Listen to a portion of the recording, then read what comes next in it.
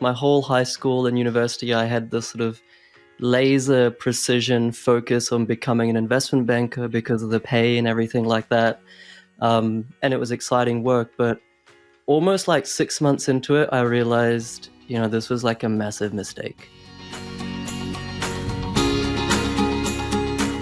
This is Property Investory, where we talk to successful property investors to find out more about their stories, mindset, and strategies. I'm Tyrone Shum, and in this episode, we're speaking with the Managing Director of Consulting by PK, PK Gupta, or PK. After establishing a promising career in investment banking, he courageously decided to follow his passion for property. We'll explore how he went from purchasing his first property to launching his own property investment company.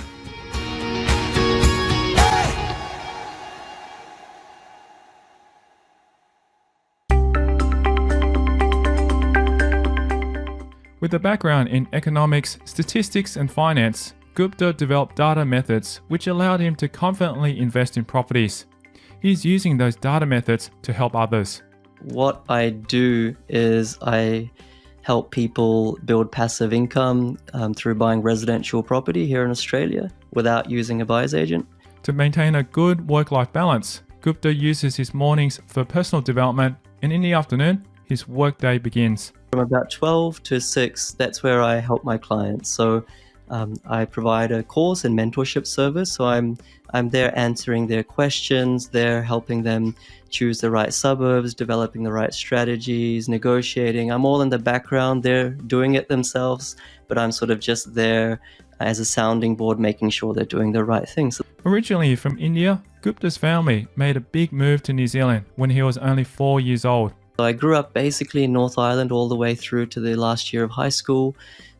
Like anyone in New Zealand, played rugby and all that kind of thing. And yeah, we weren't terribly well off, I guess you could say. First generation immigrants. My parents did all the hard work, all the hard yards, kind of setting up the foundation and everything like that. My dad was an engineer and my mum was a machinist.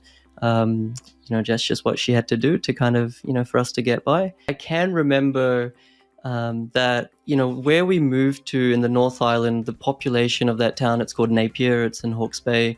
The population was literally 50,000 people. And I think first generation immigrants, I was probably the only non-Kiwi, you could say, or non-New Zealander in that school. Or maybe there was one other sort of, I think it was Chinese person or something like that. So I think my earliest memories were, to be honest, really just trying to fit in, trying to be normal. To ensure that Gupta had a good education, his parents worked hard and saved to send him to a good school. I just remember high school being almost like the best times of my life. I'd play sport. I was quite studious or academic, like growing up in an Indian household, you either become an accountant or engineer or doctor or a failure, as they say. So not to kind of put too much negativity on my parents, but yeah, there were some expectations there. But I think my parents were really good as well because they wanted me to be all round. So I play rugby, I play soccer, I played tennis, I played cricket, all these things. And so yeah, life was just jam packed. I remember my mum used to take me to 2 sports like trainings or events every single day, and then school in the middle, and then learning piano, all these sorts of things on the side. So it was just life like life is today, like go, go, go, but like full of fun, which is good. When his high school education was coming to an end, his family moved to Australia for better opportunities. And then when it came for me to finish high school, we decided to come over to Australia because my dad thought, there's better education, so to speak, in Australia. So that's when we moved over here, and I did my university at UQ in Brisbane. In the first year of university, I was working at a fruit shop, just trying to, make some money and have enough sort of extra money just to do things I wanted. But the second year is where things really got more serious. I was doing summer internships. I did one at Queensland Treasury Corporation. I did one at Macquarie Bank down in Sydney, spent the month or the summer months in Sydney between the second and third year of university. So that was really, I guess, the training ground to sort of build those relationships with future employers, show that I was keen. It kind of seems a little bit try hard to some extent, but that's kind of what you need to do. And I was super passionate about it at the time, actually. And I think, yeah, I was just really grateful to get those placements and show that, you know, it's not all about the grades. In fact, I'll share with you a story, Tyrone. In the last subject that I did at university, this was the last subject that I just needed to pass, and I already had a grad role, you know, lined up with JP Morgan from the internship the year before. And I thought I actually failed the last subject of university, and I was like literally almost crying. And I was like, I just had this amazing role at JP Morgan. There was like 1,000 applicants. They took 2 people, and now I failed my subject, and I'm not going to get it. I'm not going to get the degree.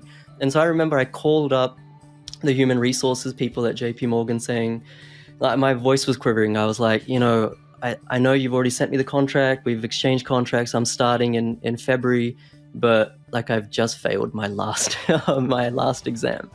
And you know what they said was like, even if you failed, we'll take you, because it's actually not about the grades at all for us. It's about your experience. It's about who you are. And you've demonstrated that through internships and things. So that was kind of like a relief. But the bigger relief was when they figured out that almost everyone failed the exam, so they bell curved it, and they basically passed everyone. So that was like a massive relief. I didn't deserve to pass that exam, but everyone passed anyway. Influenced by his upbringing, Gupta was driven to have a high-paying career from a young age. Initially, I wanted to become a doctor. You know, it's kind of a bit cheesy to say, but, you know, kind of like to help people in a way. But I remember I think I was 12 or 13, and we migrated from like just general science subjects to actual chemistry and biology and things. And we had to cut up a rat or a hamster. I can't remember what it was. And it was just like the smell and the texture. It was just all too much for me. And I was just like, this is not working out. So then I was like, okay, I need to go into like more like commerce and mathematics and that kind of thing. And because we weren't super well off, I remember actually in sort of lunchtime at recess, sometimes I would use the school computer to just Google. Can't remember if it was Google or Yahoo or whatever back then, but I would be searching highest paid salaries, because I wanted to like kind of fashion my subjects that I chose in high school to be the right ones. So I don't think most kids were doing that. They were just having fun, but that's what I was doing. And then consistently what would come up is this career choice called investment banking. And I don't really know what it was, but you know, there was movies like Wall Street #1, like that was released in the 80s that, you know, I'd seen, and I was like, this sounds okay. I mean, as long as it pays really good. So yeah, that was kind of my career choice all the way from age 13. And so I just really worked really hard and picked the right subjects and everything to kind of do that. After continuing to work hard, Gupta graduated from the University of Queensland. From there, he kicked off his career at JP Morgan. Yeah, so this was my grad role. So this was a full-time permanent role, which I started in 2011. They had 3 new graduates start, and I was there for, I think, just over 12 months. I was working 90 hours a week. I couldn't see my girlfriend at all, really, like including weekends. And just the kind of, I mean, I'm very grateful for the opportunities given, for the contacts. I mean, I was talking to CEOs of ASX listed companies at like, 21 years of age, but there's just so much pressure. And sometimes pressure can make diamonds, but I think that kind of pressure just really turned me off. And I was like, yeah, I'm making 100K, but I think really this is a McDonald's wage if you consider how much I'm working, how hard I'm working. And I realized that my boss and their boss and their boss were actually working even harder than I was.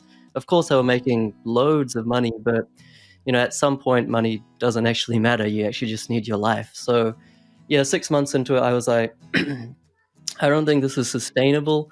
And that's when I started thinking about other career choices, and I finally left after about a year. At the time he left JP Morgan, Gupta did not have a big property portfolio and needed to work. This led him back to Brisbane. I decided to join management consulting field, which is a bit like investment banking in the sense that you work for big companies, you solve their problems, but it's different where you're actually solving real problems, not just financial problems. So how do we improve productivity? How do we, create a new purpose or vision for this company? etc., etc. So not only were the hours more manageable, more like, 60, 70 hours a week, the pay wasn't a huge pay cut, which, was tolerable. And that way I could actually then focus on, by that time, Tyrone, I'd sort of realized that I don't really want to work a 9 to 9 for the rest of my life or even for the next 20 years. So that's when I was sort of thinking, I need a job which will still stimulate me, which will still help me understand strategy, understand numbers. It will still give me all that exposure to climb the ladder, so to speak. But I can still have enough time to do what I really want to do on the side. After roughly 5 years in this position, Gupta shifted his career to an in-house role. So doing the same thing, strategy consulting, but then I worked for Virgin Australia as the manager or head of strategy. So similar thing, but just focusing on one client, which is where you worked. And I was there all the way till a few years ago, actually, which is when I decided to kind of do more property full time.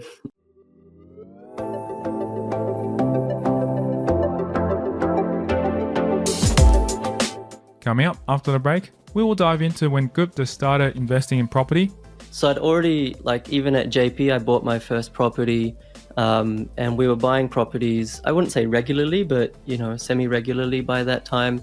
The development of data methods that Gupta uses today. Hardly anyone is looking at sophisticated data in the property market. And that's next. I'm Tyrone Shum, and you're listening to Property Investory.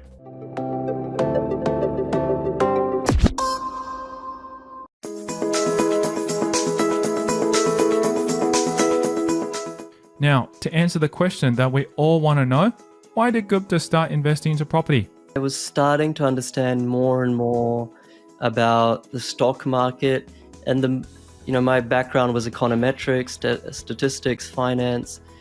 There was so much that goes into picking the right stock, analyzing, valuing, seeing what the future cash flows will be for a stock. And I realized that I didn't actually have the confidence to put my own money, like let's say $100,000, not that I had $100,000 by then, but $100,000 into a few stocks. I didn't have the confidence to do it for myself. I was advising superannuation funds and all these people, but that's someone else's money at the end of the day. And if it comes to my money, it's like, I don't really know. So I just don't like the volatility of the market, especially back then when, Europe was still a little bit uneasy post GFC. And I decided, well, there was no crypto at that time. I got to do something else, and property was really just the only other option. And it's not that I loved property or anything like that. It was just, here's a way I can actually get ahead and hopefully not work for the rest of my life. So that was really the genesis of it all. After making the decision to invest in property, Gupta found no help in the usual resources of magazines and online. This is when he began to develop his own data methods. I was my girlfriend at the time, now wife. We were researching for a long time. There was no property Investory back then, unfortunately, or any podcast really. So mostly just real estate and magazines and stuff. And there was just so much information, and we went to some seminars and hotel rooms and stuff, and it just didn't vibe with us. So I sort of thought, I know data in the stock market. Hardly anyone is looking at sophisticated data in the property market. And so I just sort of compiled a lot of the data that I could. It costed a lot of money. It was a bit of an investment, and ran, statistical models, multivariate regressions, and really see what actually matters, what actually doesn't matter. Because I was sort of the opinion that if all you do is follow what Google says, which is buy close to a train station, close to a CBD, good amenities, infrastructure, if that was all there was to it, then why isn't everyone just driving around Ferraris and stuff, right? So I didn't buy that. And so I just used my own sort of data methods. I wasn't fully confident in it yet, but we'd back tested it and calibrated it. And I bought an East Gosford. So East Gosford is about an hour north of Sydney. It was a little bit longer back then because there's no tunnel and things. But we chose that. It was, what was the purchase price? Like $320 or $315, something like that. And I mean, it was something we could afford. We couldn't buy $500,000 properties. The rent was about $400, so it paid for itself. So that was really the first property, Tyrone. Gupta and his wife now own 9 residential and 2 commercial properties. However, this does not mean they have not faced challenges on their path to success. I think my biggest mistake, you could say, was in 2015. This was, I think, our fourth or fifth property at the time. We bought in Cairns. And, for once, what I did was I sort of ignored the local government area data, I ignored the suburb data, and I just said, look, Cairns hasn't moved for 10 years. The prices are the same as what they were pre-GFC. Tourism is booming. The Australian dollar is low. At that time, there was some tycoon from Hong Kong who was going to build a huge casino in the Esplanade in Cairns. And I was like, how can you go wrong? Like, let me just ignore the data and just follow these macroeconomic trends. Because that's kind of what you hear on news and stuff like that. And like literally that property was bought for about, I think, 400,000. And right now, like 6 years later, it's worth about 450.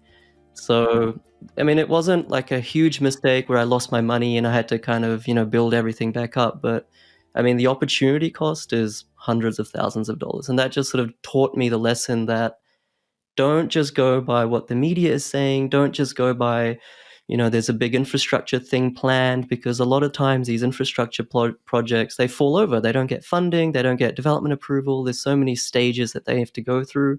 And don't just follow and invest in the market because of macroeconomic trends. You have to be very scientific and actually really know, using data, the suburb, the local government area where you should invest. Although this investment wasn't a huge mistake, it still taught Gupta some valuable lessons. Yeah, I'm still scratching my head, right? Like, it doesn't make any sense. But then when you actually understand, it's like around the suburb where I bought, they've literally have built 1,000 new homes. So supply demand, didn't see it coming, didn't understand that at that time. You live and learn.